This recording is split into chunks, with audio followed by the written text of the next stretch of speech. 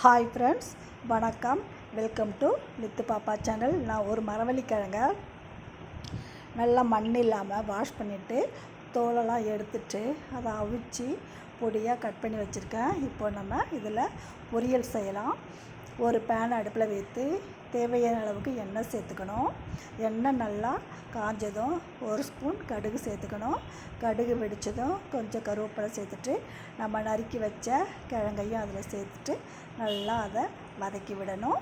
இப்போ இது கூட ஒரு அரை ஸ்பூன் மஞ்சள் பொடி, ஒரு ஸ்பூன் காஷ்மீரி மிளகாய் பொடி, ஒரு ஸ்பூன் மிளகாய் பொடி சேர்த்துட்டு இதை நல்லா கிளறி விடணும். இது நல்லா வதங்கினதும் இது எண்ணெய் பிரிஞ்சு வர வரைக்கும் இது நல்லா வதக்கணும். இதை பாருங்கள், நல்லா வதங்கிடுச்சு. இது நல்லா வதக்கிட்டு இப்போது இதுக்கு தேவையான அளவுக்கு கொஞ்சம் உப்பையும் சேர்த்துட்டு இதை நல்லா வதக்கி விடணும். இப்போ பாருங்கள், பொரியல் ரெடி ஆகிடுச்சு. இது ரொம்ப ரொம்ப நல்லாயிருக்கும். இது ஸ்நாக்ஸாகவும் சாப்பிடலாம், இல்லை சாம்பார் சாதம், மீன் குழம்பு, தயிர் சாதம் எல்லாத்தோடையும் சாப்பிட்டா ரொம்ப நல்லாயிருக்கும்.